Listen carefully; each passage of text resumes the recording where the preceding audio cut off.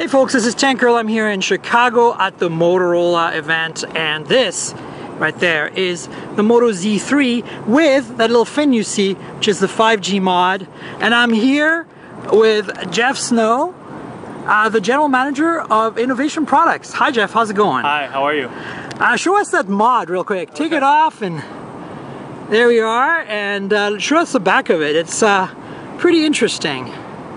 Got a nice little backdrop of Chicago there. So, Jeff, what's going on? I mean, obviously, the 5G mod is, I think, the star of the show, right? And what you've got here is the beginning of 5G in the US. With Verizon as a partner, that's a big deal. This mod is going to come out as an accessory to the Z3 phone in 2019, early 2019. Right. That's what we know today. Right. And then there's the product, the Z3 itself, which has, as we mentioned to you before we did this video, has a lot of questions associated with it, right? So my questions to you are,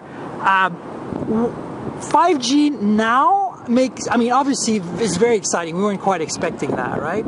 So how did you guys, work with Verizon to get to that place where you decide, we can, because we have this mod platform, it's kind of the perfect platform to do a 5G product. Let's go ahead and do it. And of course they're launching their network, at least right now, not in the mobile space, but in the home broadband space. So now it's going to be a mobile product next year. Right. So the perfect storm in a way. Right. Yeah, so I mean, it's much like you kind of described, right? So Verizon's challenge, we've been a long-time partner working with Verizon going back to the first Droid phones, right? And although, the Droid phones are in the past, the partnership with Verizon hasn't diminished. And so, they value us as a technology partner, strategic partner to do, new technology with them. And so, yeah, we approached them and we said, there's a great opportunity, and they challenged us to kind of, to do something soon, right, in a fairly expedited time frame. And fortunately, we've got the platform to be able to work with them on it. And I guess Qualcomm is a huge part of that. I mean, I want to give them kudos as well, because I've worked with them.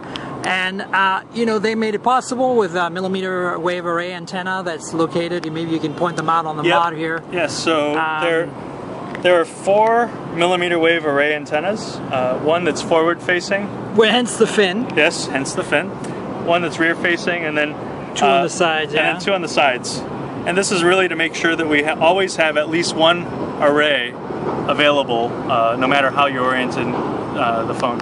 Got it. And there's a battery, right? 2,000 milliamp hours. Yes, so there's a 2,000 milliamp hour battery on the mod, so combined with the phone, a total of 5,000 milliamp hours. And the 2,000 milliamp hours will primarily be used for, when 5G is in service, but, it will also draw from the phone battery. And so instead of, what we saw, for example, with the launch of some of the 4G products in the early days of 4G, where the battery life was really terrible and there were bulky devices, I think in a way you're kind of mitigating that. I mean, not that, it's a bit different with 5G because 5G is way more efficient, right? That's right. But even its an initial rollout of technology is way more efficient than 4G was. That's right. But I think that at the same time you have this opportunity to kind of mitigate the bulk and the battery issues by making a mod. So the mod platform is kind of perfect for this. Yes, right. Yeah, I would agree with that. And we believe based on our current drain estimates, and like you say, that 5G will be more efficient from a cost per bit standpoint. But the other thing is we know just by tracking usage of consumers over time, they just use their smartphones more. And now that they have better bandwidth, this gives them the more margin to be able to use their phone more. So now the next question, which is a little bit more tricky for you, I think, is the question around the Z3, the positioning of this product. Now, to be clear, the Z3 is currently the only phone we know is going to be supported with this 5G mod. The phone is coming out in a couple of weeks or something, this summer basically, 2018, as I make this video. And then the mod will be coming out in sometime 2019, early 2019. Early 2019. So the mod is really going to be enhancing this product later. So today, other than the promise of 5G, why would you buy this phone? And the reason I ask this is because it is a bit odd. It is not a flagship because it's Snapdragon 835. For cost purposes, it made sense to go with last year's better chip from Qualcomm. And then at the same time, you have a Moto Z Play on the market that just got released. I just reviewed it for Geekspin, and is a Snapdragon 600 range product that comes with a battery mod, but this retails for 500. So this is 480, right? The Z3, and 500 for going from a Snapdragon 600 series to an 835. It seems odd to it's an odd product placement. So I'm wondering, is this more something that you thought, because we're going to work with Verizon specifically on this product, we want to position it to be really a Verizon product, and they felt that to keep the cost reasonable for the whole package, that's the cost we want to pick and the processor we want to pick? Or was it more of a, maybe you just decided that, the Z3 Play is going to come down in price anyway, so then it'll fit in the lineup? I'm just kind of curious. Yeah, sure. So first of all, like you mentioned, the Z3 Play at $499 comes with a battery mod, and the Z3 at $480 or $20 per month on Verizon is without a battery mod. Now, you asked, it seems like a unique price point because the predecessor phone, the Z2 Force, was well above the price point where this one's at. So what are we solving for? I think what we're really responding to the market, and the capabilities on the Z3 are fantastic. The screen is virtually edgeless.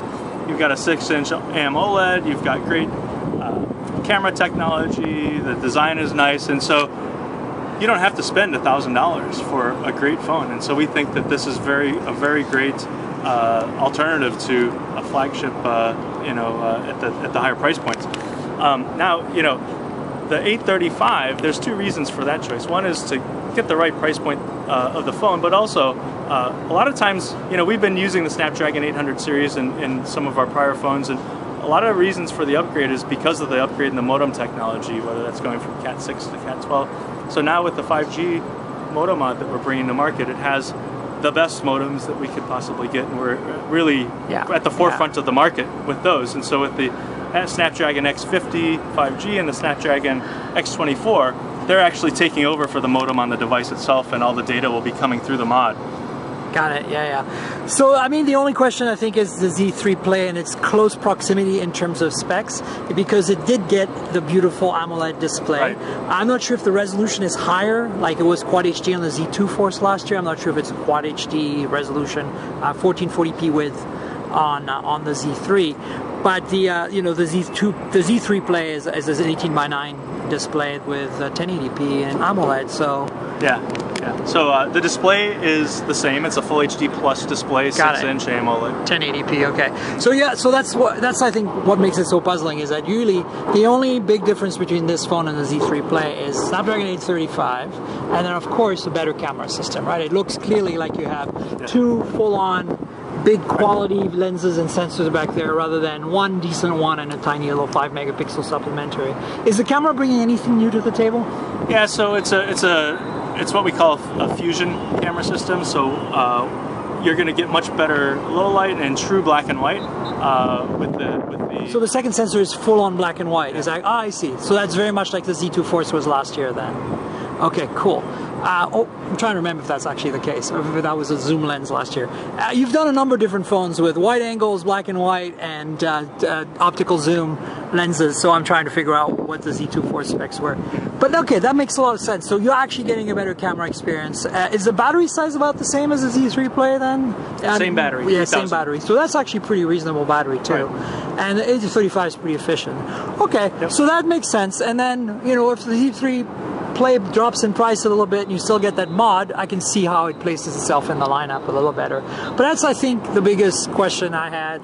And, the question mark around the 835, which I think is answered mostly by price point, really. To me, it seems that's the right decision.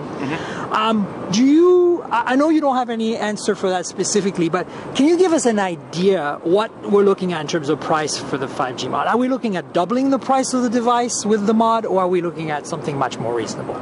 Yeah, we're not disclosing the price at this time. Okay. It is a bit early to be talking about pricing, but that will all come in the future. All right.